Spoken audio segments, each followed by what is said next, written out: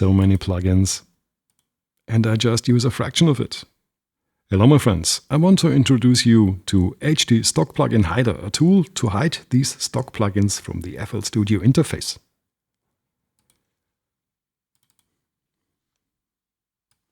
This one here. The reason we need this tool is simple. These entries here becomes visual noise if you don't use them at all. And while technically possible via files, there is simply no official way to hide them properly via settings. This is freshly installed, so it shows all the stock plugins in the UI. They appear in the channel rack, in the mixer effect slots, the plugin picker, and of course also in the plugin database here.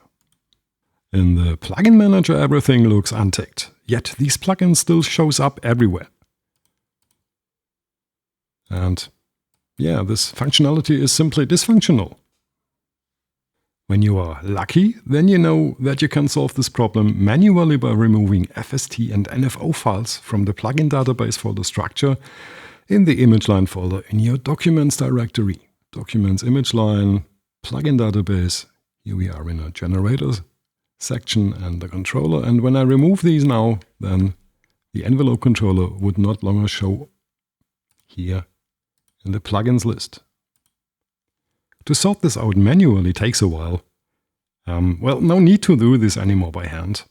I made this plugin here, HD Stockplugin Hider, to handle this with a proper interface. You select everything you want gone, click the Move to Backup button, and then everything is gone from the image line UI. Let's, for a short moment, select all. That's already it. It is now in the backup, and when I restart FL Studio, then the plugins are gone from the UI. Gone. This is a little special case. Speech has no plugin entry in the plugin manager. We can't hide it. This remains. The benefit is that you now actually can use the plugin manager to turn stock plugins on or off according to your needs. This means it must be the FST and NFO files. Oh, come on, update, here we go. That got written at installation in case you just want to hide demo plugins. I added a functionality here to select. Let's select all and move it back.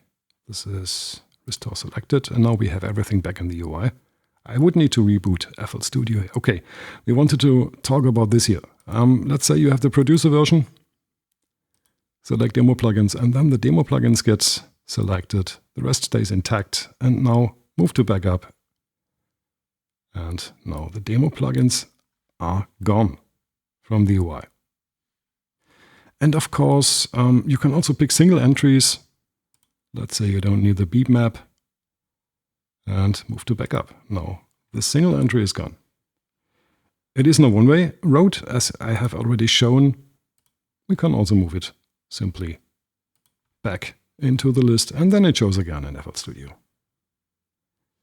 Basically, this gives you full control back over your plugin list without touching any actual plugin data. The plugin itself will never be touched. It's just the visible entry here in the UI.